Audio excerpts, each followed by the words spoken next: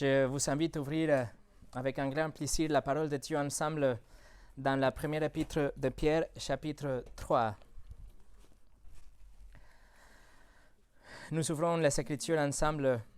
C'est un grand honneur de le faire en Pierre, chapitre 3. Et nous sommes dans cette dernière section de cette troisième chapitre de l'épître de Pierre, où Pierre s'est concentré sur la souffrance, puisque c'était ce que passait l'Église à ce moment.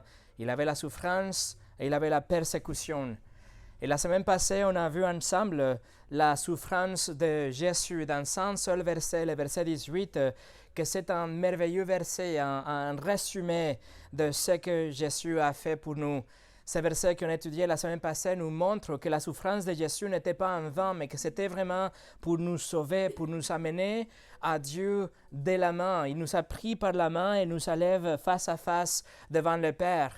Il nous a vu dans sa justice et il prend dans lui notre nature pécheresse, nos péchés, après avoir satisfait aussi la justice de Dieu sur la croix. Jésus est mort dans la chair alors qu'il a été fait péché pour nous. Il était séparé de Dieu dans quelques moments, mais dès que la colère de Dieu fut épuisée, ses relations avec le Père a été réconciliées.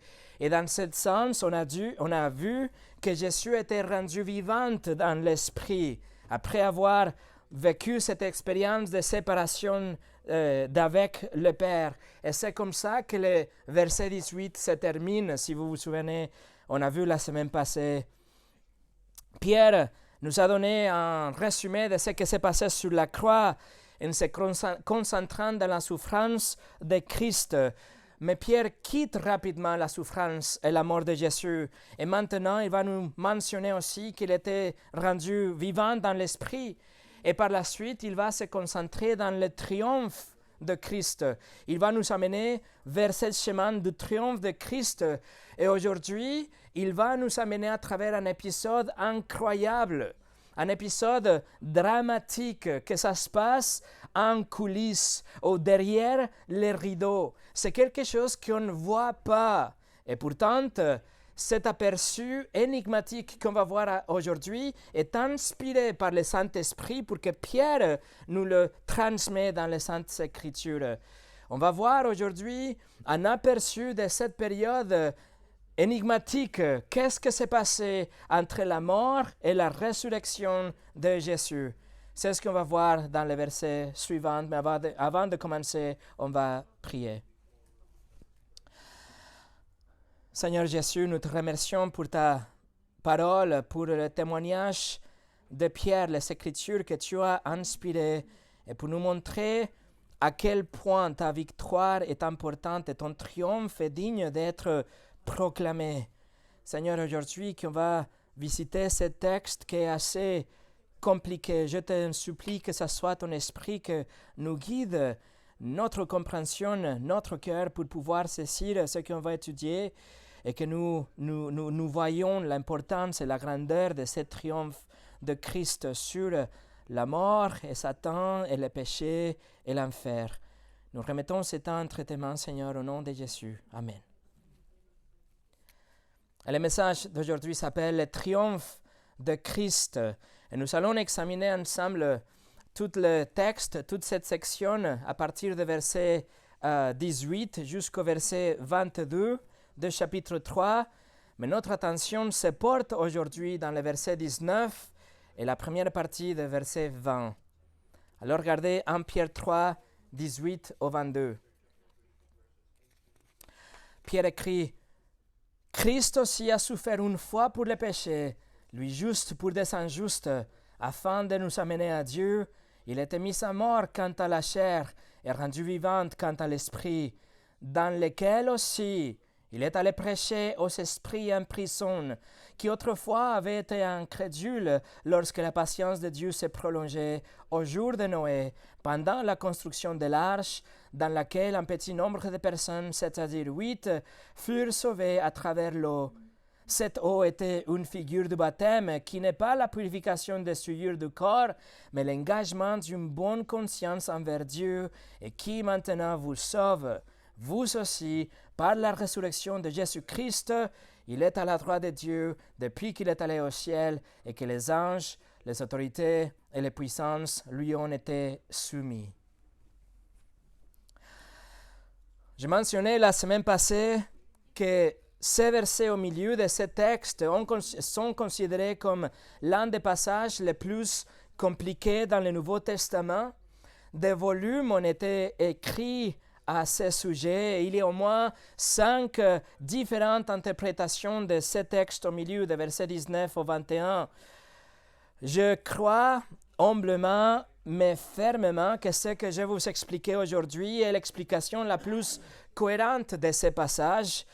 Donc, au lieu de vous traîner à travers toute possible interprétation, je ferai de mon mieux pour vous montrer l'évidence, pour que vous voyez ce que je vois, pour que, en vous montrant l'évidence, vous soyez convaincus aussi que ceci est la meilleure interprétation. Et d'abord, on doit comprendre que tous ces passages concernent la souffrance de Jésus, on l'a vu déjà, mais aussi le triomphe de Jésus-Christ qui en suivit. Prêtez votre attention alors que Pierre écrit par rapport à la souffrance de Jésus dans le verset 18 qu'on a vu la semaine passée. Après, il va à travers la complexité des versets 19 au 21 qu'on va commencer aujourd'hui, mais ensuite il revient à la victoire de Jésus dans le verset 22. Donc, le thème est la souffrance et la mort de Jésus suivie par le triomphe et sa revendication. Et le sandwich, ce qu'on trouve au milieu, c'est le texte qu'on va voir aujourd'hui, qui peut être une source de confusion s'il n'est pas situé dans le contexte de la souffrance et le triomphe de Jésus. Alors, ce passage, notre étude d'aujourd'hui, nécessite un effort additionnel de la part du prédicateur, mais aussi de la part des auditeurs. Alors, je vous demande de suivre attentivement pour que vous puissiez vraiment profiter de cet étonnant passage qui se déroule derrière porte fermée. Et comme je dis, de toute façon, le Saint-Esprit a inspiré Pierre à nous écrire et nous communiquer cet épisode à travers une fissure dans la fenêtre, pour ainsi le dire. Alors on va voir le verset 19 et la première partie du verset 20 en répondant à 3 questions de base. On va voir qu'est-ce qui a été proclamé, à qui a été proclamé et pourquoi a été proclamé. Alors la première question, qu'est-ce qui a été proclamé? Et pour ça on voit le verset 19. Commence en disant, dans lequel aussi il est allé prêcher aux esprits en prison. Le verset 19 commence en disant, dans lequel, qui nous renvoie directement à l'esprit de Jésus qui vient d'être mentionné à la fin du verset 18. Donc, Jésus était physiquement mort, il a donné sa vie et il a remis son esprit au Père et il est mort. Son corps sans vie il a resté suspendu à la croix pour quelques moments et ensuite le soldat romain lui a transpercé les côtés et le sang a jailli de la plaie et le corps est resté là. Son corps était vraiment mort, mais son esprit était vivant. Exactement ce qui arrive aux personnes aujourd'hui au moment de notre mort. Le corps est là, le corps va au tombeau, mais l'esprit est vivant, soit pour aller à la bénédiction éternelle ou le châtiment éternel. Par contre, ce verset nous dit ce qui est arrivé à l'esprit de Jésus pendant ces moments où son corps a resté dans le tombeau. Son esprit, l'esprit de Jésus, dans son esprit, il est allé faire une proclamation dans le domaine spirituel. Le verbe pour aller désigne vraiment et littéralement un mouvement. C'est la réalité d'un déplacement. C'est le verbe qu'on utilise pour dire qu'une personne va d'un endroit à un autre endroit utilisé comme ça partout dans le Nouveau Testament. Ils sont allés dans un village elles sont allées dans les tombeaux. Jésus nous commande à aller dans les nations. Donc, on parle d'un vrai mouvement, un vrai déplacement. Verset 19 nous dit, il est allé prêcher, il s'est déplacé pour prêcher. Pourquoi Jésus est-il allé dans le domaine spirituel? Le verset nous le dit. Il est allé prêcher. Ou la Louis II 21 le traduit comme faire une proclamation. Et c'est bien ça. Le verbe en grec, kerusso, ça veut dire ça. Donner un message ou faire connaître, annoncer quelque chose, faire une déclaration publique, proclamer un autre bois. Dans ces jours, il y avait des messagers qui étaient envoyés par les rois, par exemple, pour donner des messages avant que le roi arrive dans un certain village. Donc, par exemple, si le roi venait d'avoir une victoire, il envoyait ces messagers pour qu'ils proclament la victoire du roi et que le village se prépare à recevoir et célébrer la victoire. Par contre, le mot ici ne fait pas référence à une prédication comme prédication de l'Évangile. C'est seulement une déclaration. On ne parle pas ici d'une proclamation de l'Évangile pour le salut de quelqu'un, car le mot utilisé normalement dans le Nouveau Testament, c'est le mot d'où on tire le mot évangélisation ou l'Évangile. Mais ce n'est pas ce qu'on utilise ici dans le verset de Pierre. Pierre avait déjà utilisé le verbe pour la proclamation de l'Évangile. Par exemple, dans le chapitre 1, verset 12, il a été écrit qu'ils ont prêché l'Évangile. Dans le chapitre 4, verset 6, il va utiliser le mot, encore une fois, que l'Évangile soit annoncé. Là, on parle de la proclamation de l'Évangile pour le salut des âmes, mais ce n'est pas le mot utilisé dans notre texte d'aujourd'hui. La prédication ou la proclamation pour le salut n'est pas en vue ici. Et on le sait, on sait à partir de la doctrine biblique qu'au moment de notre mort, nous allons dans notre esprit immédiatement, soit dans la présence de Dieu, soit dans le châtiment de Dieu. Il y a pas quelque part au milieu. Et tout ça, ce n'est pas en fonction de notre vie, ou ce qu'on a fait, ou si on était gentil ou pas. Notre destination éternelle est en fonction de notre appartenance ou non au Seigneur Jésus-Christ. Notre foi en lui ou la manque de foi en lui. Contrairement au catholicisme et le mormonisme et des autres, il n'y a pas de seconde chance après la mort, selon la Sainte Bible. Donc, Jésus est allé dans le domaine spirituel, mais n'est pas pour prêcher l'Évangile, n'est pas pour prêcher le salut aux esprits humains, non. Et il n'aurait pas pu prêcher le salut aux autres esprits parce que nous savons que les démons ou les anges déchus ne peuvent pas être sauvés. En fait, Hébreux chapitre 2 nous dit que Christ est venu pour racheter exclusivement la race humaine. Le monde spirituel, les anges déchus, Satan ne peut pas être racheté.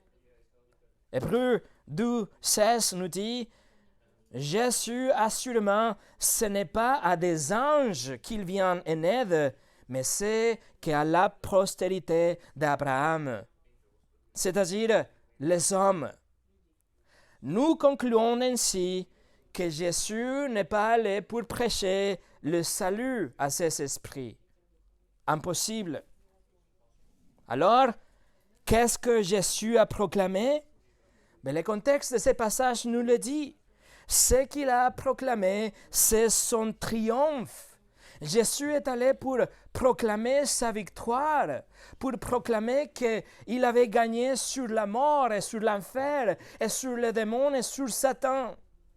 Il est allé pour annoncer publiquement que sa mission était terminée, qu'il était victorieux face à nombreux et implacables efforts militaires de Satan pour le faire échouer sa mission.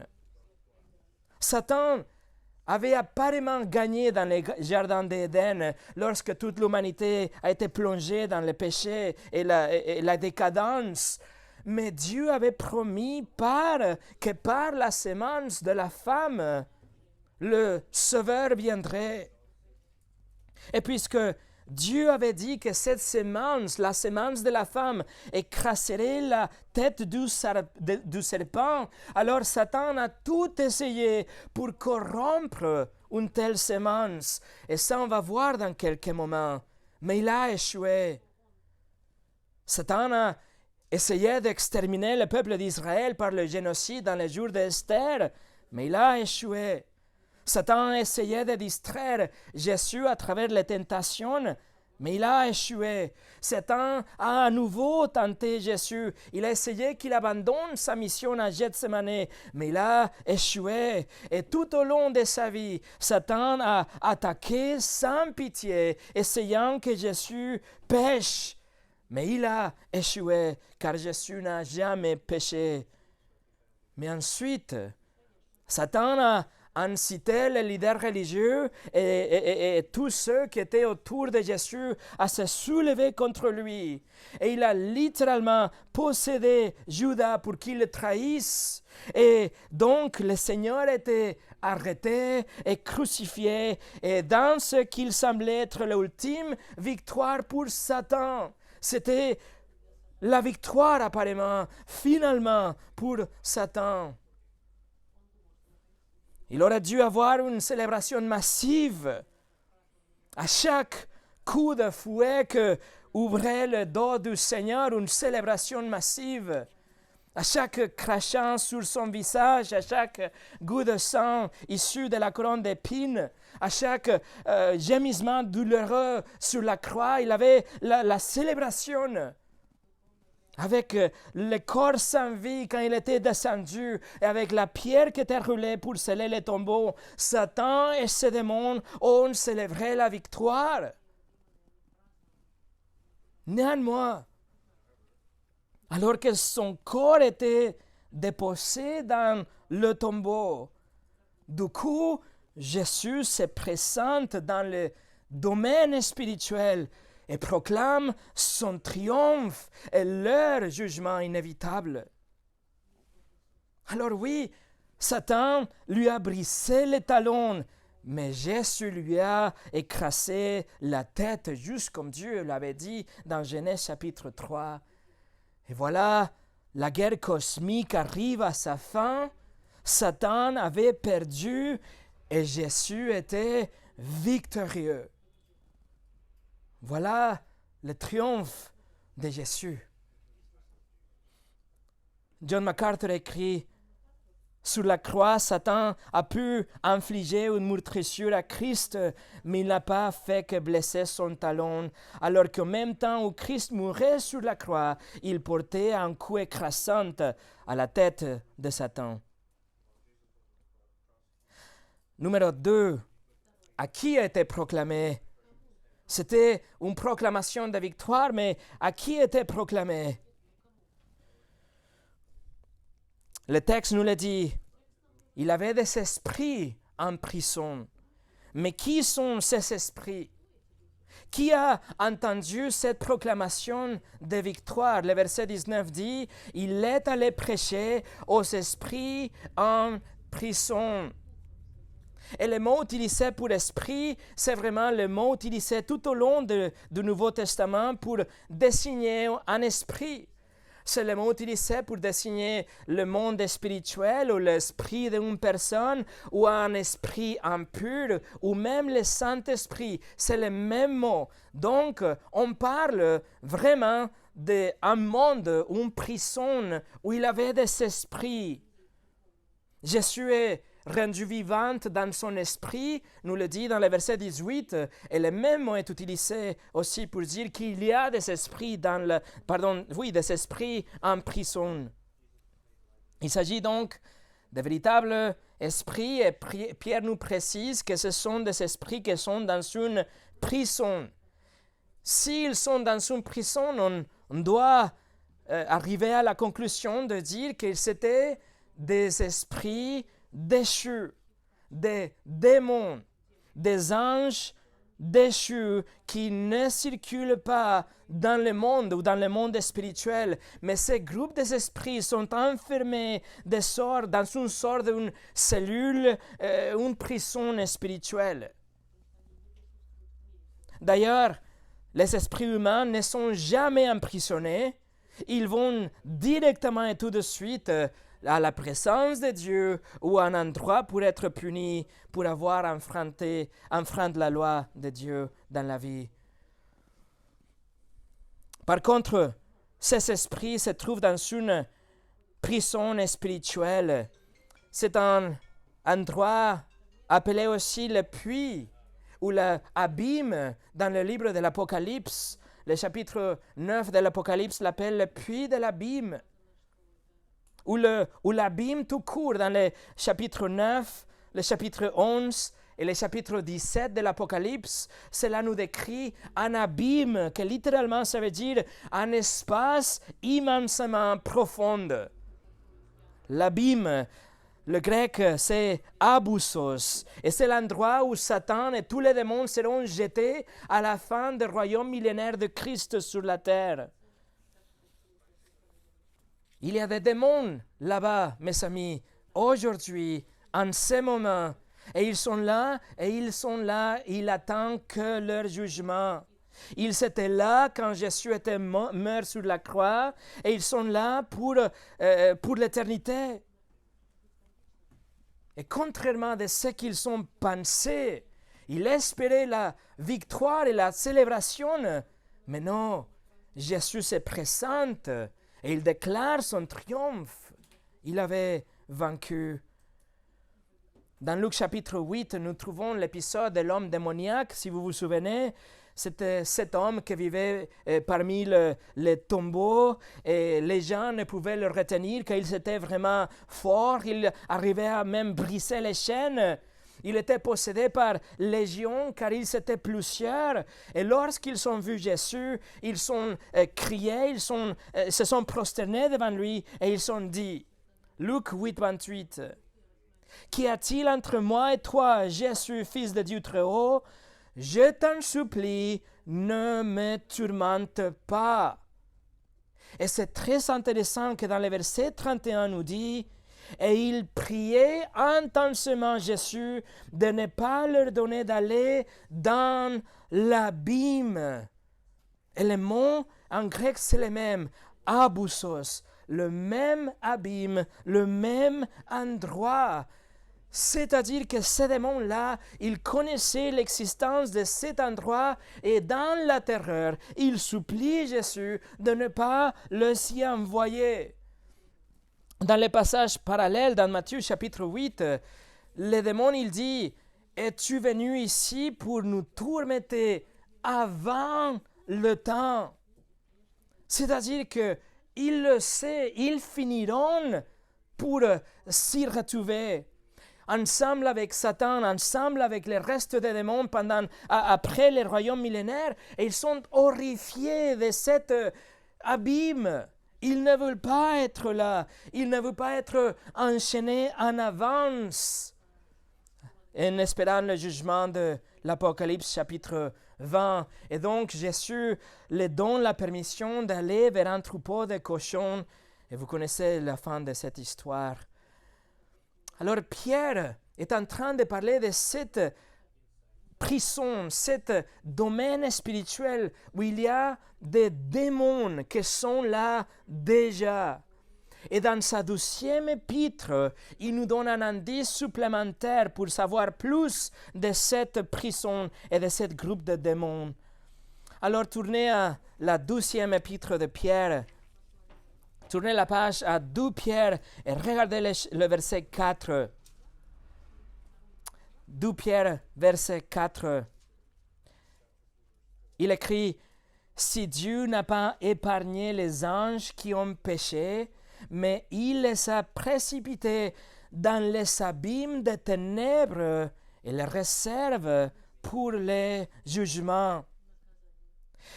Ici, dans ce verset, il parle de même esprit, mais il utilise un autre mot traduit comme les abîmes. C'est un mot qui apparaît qu'ici dans le Nouveau Testament, mais c'est très commun dans la mythologie grecque. Et ce mot désigne un endroit que les gens, ils croyaient était pire que l'enfer. Un endroit qui était encore plus bas que le séjour de mort. C'est quelque chose qu'il appelait le monde des ténèbres, et c'était réservé pour le pire des pécheurs, selon la mythologie grecque. La Bible annotée de Neuchâtel le traduit comme les fosses d'obscurité. Mais l'idée, c'est la même. Mais Pierre utilise ce mot dans sa 12e épître pour que les gens ils puissent comprendre la gravité du péché de ces groupes, des anges. Ils sont amenés ou jetés dans cette prison à cause de la gravité de leur péché. Ils étaient le pire des démons, que Dieu n'a pas voulu les voir traîner dans le monde spirituel, tellement ils étaient le pire des pires. Pourquoi? À cause de leur méchanceté, à cause de leur perversion, ils sont tout simplement envoyés dans cette prison, dans cet abîme, là où ils s'attendent aujourd'hui le jugement final. À la fin, ils seront jetés dans le temps de feu, ensemble avec Satan, tout de suite après le royaume millénaire de Christ, selon Apocalypse chapitre 20. Ce démon était le pire de tous.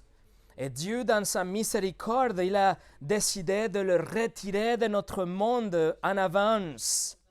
Alors, si vous pensez que notre monde aujourd'hui est perverti, est dégradé, est corrompu, est déviant, imaginez-vous ce qu'il serait avec ces démons en liberté aujourd'hui.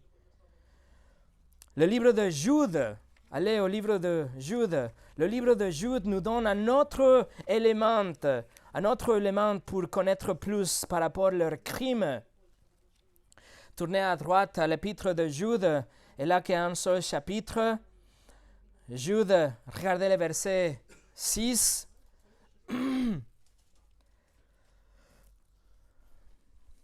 Jude chapitre 6. Il écrit qu'il a réservé pour le jugement du grand jour, enchaîné éternellement par les ténèbres, les anges qui n'ont pas gardé leur dignité, mais qui ont abandonné leur propre demeure. Veuillez noter le motif de leur emprisonnement. Ces anges déchus ont dépassé leur domaine. Ils ont franchi les limites données par Dieu. Dieu les avait donné une frontière, mais ils ont complètement dépassé les limites imposées par Dieu. Et en conséquence, Dieu les a enchaînés pour l'éternité. Ils ne seront jamais relâchés. Ils ne seront pas actifs jamais. Ils ne sont pas actifs aujourd'hui. Ils ne seront pas relâchés qu'à la fin pour leur jugement. Ils sont enchaînés éternellement, selon le verset 6, dans ces prisons qu'on appelle l'abîme. Ils attendent leur jugement. Mais qu'est-ce qu'ils ont fait exactement? Verset 7. Jude, verset 7. Que Sodome et Gomorrhe et les villes voisines qui se livrèrent comme eux à la débauche et à des vices contre nature sont donnés un exemple subissant la peine d'un feu éternel. Littéralement, le verset nous dit qu'ils sont allés après une chair étrange. C'est-à-dire, ces démons sont abandonner les royaumes ou les domaines spirituels pour posséder des hommes où ils ont bien pris une forme humaine comme les anges dans l'Ancien et dans le Nouveau Testament, mais ils se sont livrés à la débauche avec les femmes. Tout comme les hommes ont essayé de se livrer ou de s'engager dans une immoralité tordue dans la Genèse chapitre 19 avec des anges. La même chose, mais à l'envers. La tradition juive des documents en dehors de la Bible, mais qui étaient sont très connus par les Juifs, décrit la même chose, de la même façon. Il y a des anges qui ont dépassé leurs limites et donc ils sont aujourd'hui dans une prison spirituelle. Et même si ces traditions ne sont pas inspirées de Dieu, cela nous montre que c'était la connaissance générale du peuple d'Israël. Alors, qu'est-ce qu'ils ont proclamé? Qu'est-ce que Christ a proclamé? La victoire. À qui a-t-il proclamé? Aux démons en prison. Et numéro 3, pourquoi a été proclamé? Et pour ça, on revient à notre texte, 1 Pierre chapitre 3. 1 Pierre chapitre 3, et regardez les versets 19 et le verset 20. Dans lequel aussi il allait prêcher aux esprits en prison, qui autrefois avaient été incrédules, lorsque la patience de Dieu s'est prolongée au jour de Noé, pendant la construction de l'arche, dans laquelle un petit nombre de personnes, c'est-à-dire 8, furent sauvées à travers l'eau. La prison des esprits est remplie de démons dès le temps de Noé. Depuis les jours de Noé, depuis la construction de l'arche, Pierre nous écrit qu'il y a des démons qui sont là à cause de parce qu'ils étaient incrédules, mais la traduction plutôt est désobéissante. Il y a des démons qui sont là depuis les jours de Noé et depuis les jours de l'arche. Nous concluons à partir de cet autre passage et à partir de le récit du déluge que leur désobéissance était ce franchissement de la frontière que Dieu avait imposée. Ils ont atteint l'humanité pour se livrer à toutes sortes d'immoralités sexuelles. Allez avec moi au Genèse chapitre 6 pour voir le récit du déluge. Le livre de la Genèse chapitre 6. Et regardez les versets 1 et les versets 2.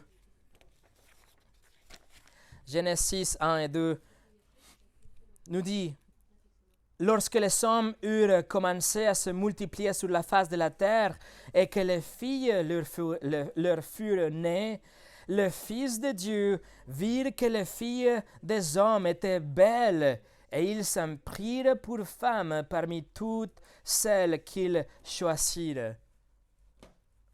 L'expression ici dans le verset 2, le Fils de Dieu, fait toujours référence aux anges dans l'Ancien Testament.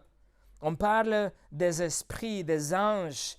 Même chose dans Job chapitre 1, verset 6, par exemple, c'est marqué « Le Fils de Dieu vinrent un jour se présenter devant l'Éternel, et Satan vint aussi au milieu d'eux. » La même chose c'est dans Job 2, dans le psaume 29, dans le psaume 89, etc. Et additionnellement, ce passage dans la Genèse fait un contraste entre le Fils de Dieu et les filles des hommes. Le Fils de Dieu et les filles des hommes. C'est-à-dire, il y a des créatures surnaturelles faites par Dieu, le Fils de Dieu, mais il y a aussi les filles qui sont issues de la procréation humaine, les filles des hommes. Ces fils de Dieu, ce sont des anges, mais des anges qui ont agi dans la rébellion et dans un effort pour détruire le mariage, ils ont voulu influencer malicieusement toutes les générations à venir. Ils ont été attirés par les femmes, que le texte nous dit qu'elles étaient belles, et donc ils sont rentrés dans des corps des hommes à travers une possession démoniaque, ou se sont matérialisés dans des corps des hommes, et ils ont eu des relations avec elles, et ont procréé, et ont donné naissance à une race complètement corrompue. Regardez les versets 3 et 4, Genèse 6, versets 3 et 4. Alors l'Éternel dit, « Mon esprit ne restera pas toujours dans l'homme, car l'homme n'est que chair, et ses jours seront de 120 ans. Les géantes étaient sur la terre à ces temps-là. Il en fut de même après que les fils de Dieu furent venus vers les filles des hommes, et qu'elles leur eurent donné des enfants. Ce sont des hommes puissants qui furent fameux dans l'Antiquité, ou des héros. » Le verset 4 nous introduit aux géantes. La traduction de Nephilim.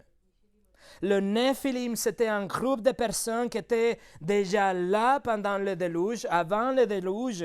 Et c'était une sorte de race puissante. C'était des hommes qui conquéraient les autres nations. C'est un terme qui est utilisé après dans Nombre chapitre 13, beaucoup plus après le déluge, pour dire qu'ils étaient là. Et il décrit un peuple de type géante. C'était un groupe de personnes qui étaient puissantes, qui menaçaient Israël. C'était des ennemis terrifiants. Lors de la rédaction du récit du déluge, Moïse nous dit que le Nephilim était déjà là, mais il nous dit qu'ils étaient aussi après, même après le déluge. Et il fait le lien entre les enfants produits par le Fils de Dieu et les filles des hommes, parce que ces enfants, cette nouvelle race, était semblable aux Nephilim. Ils étaient des guerrières puissantes, ils étaient forts, ils étaient redoutables, mortels, impitoyables. Vous voyez, c'était une race, un hybride démoniaque. C'était une progéniture possédée déjà par un démon. Une race géante, forte, monstrueuse, nous pouvons dire.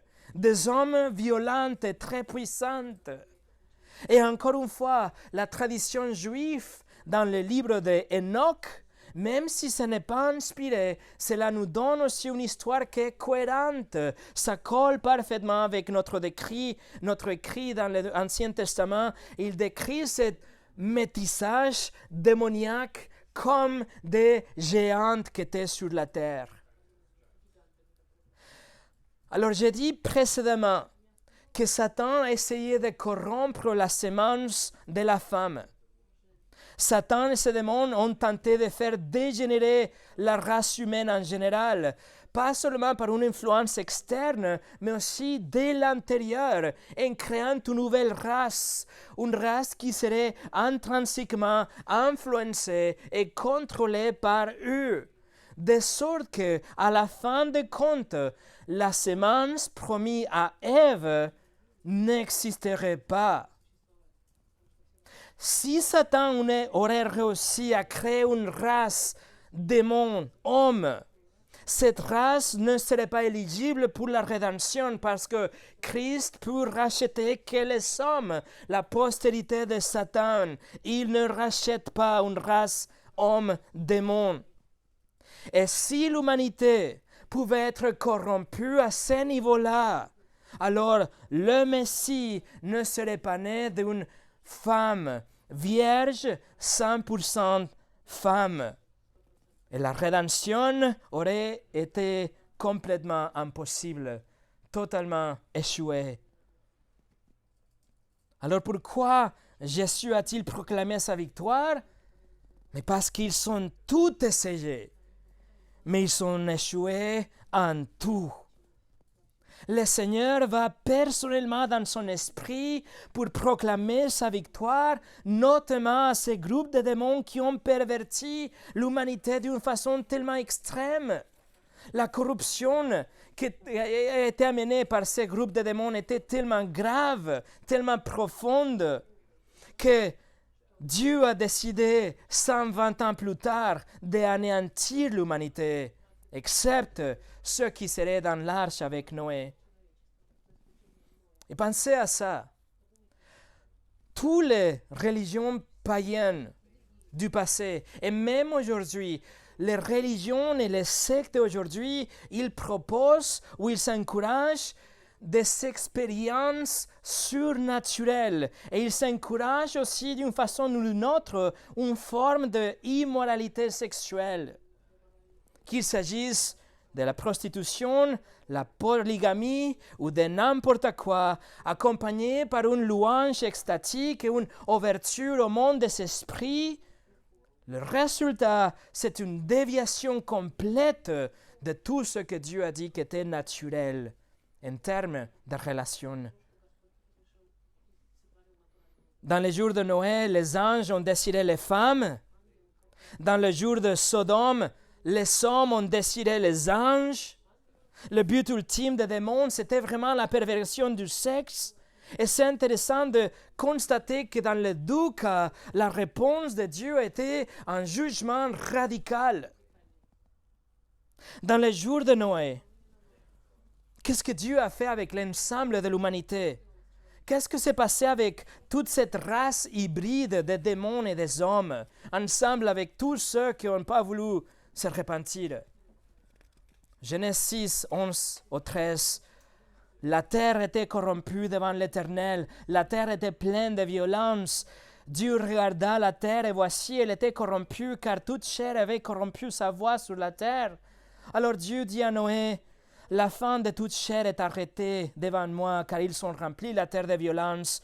Voici, je vais les détruire avec la terre.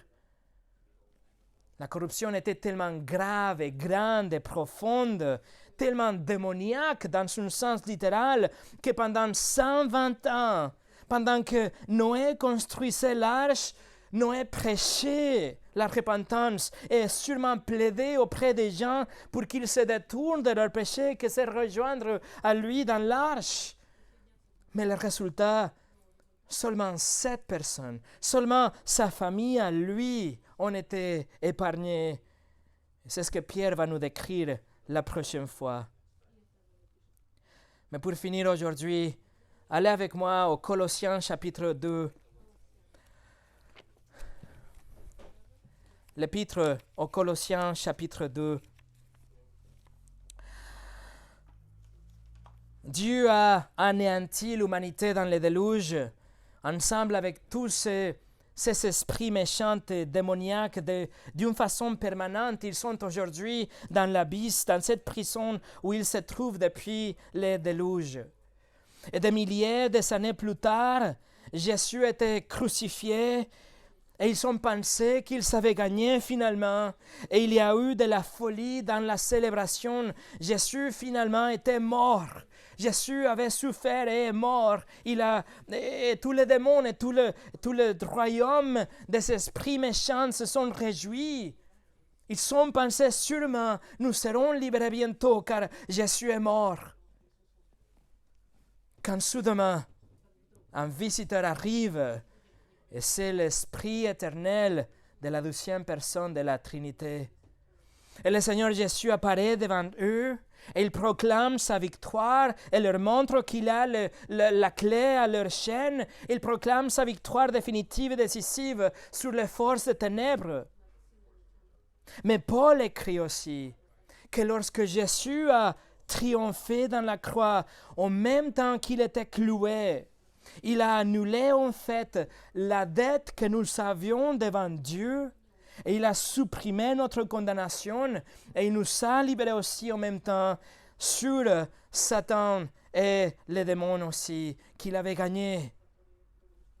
Colossiens chapitre 2, versets 14 et 15. Il a effacé l'acte dont les ordonnances nous condamnaient et qui subsistait contre nous. Et il a éliminé en clouant à la croix. Il a dépouillé les dominations et les autorités. et les a livrés publiquement en spectacle, en triomphant d'elle par la croix. Le Seigneur Jésus a désarmé l'armée ennemie. Il les a rendus inutiles. Il les a rendus faibles et impuissantes en prenant notre péché sur lui. Il a reçu en lui aussi notre châtiment, la condamnation qui nous était due, et il a annulé notre dette. Nous avions une dette énorme devant Dieu qu'on pouvait payer que par notre condamnation éternelle pour avoir transgressé sa loi. Mais lorsque Jésus était sacrifié, lorsqu'il a donné sa vie et il a épuisé la colère de Dieu dans sa souffrance, et il a échangé notre péché pour sa justice, il a cancellé la dette et il nous a réconciliés avec Dieu. Donc aujourd'hui, il n'est pas notre juge, mais il est notre Père qui nous aime. Mais non seulement Jésus a triomphé avec sa vie parfaite et avec sa mort sacrificielle et avec sa résurrection, mais Paul écrit qu'il a fait une démonstration publique devant les dominations et les autorités en parlant de cet ordre démoniaque, de ce monde des esprits. Jésus a fait une démonstration publique. Il s'est montré comme victorieux. Et Paul utilise l'image ici d'un général romain qui fait défiler ses ennemis vaincus dans les rues de Rome. Jésus montre ces groupes particuliers de démons extrêmement pervers comme faisant partie de cette armée ennemie qui était vaincue. Et tout cela est né de la souffrance de Christ. Mais le triomphe de Christ était total. Le triomphe de Christ était ultime et final et éternel. Et le triomphe de Christ méritait d'être proclamé à l'époque et mérite d'être proclamé aujourd'hui.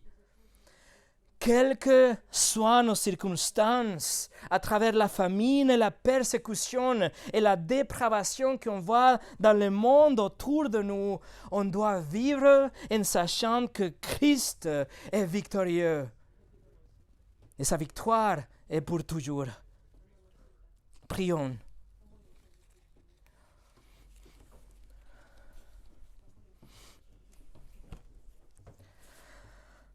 Seigneur, nous te remercions car tu as vaincu la mort, les forces du diable, les ténèbres, les péchés, et tu nous donnes la vie éternelle grâce à ton sacrifice.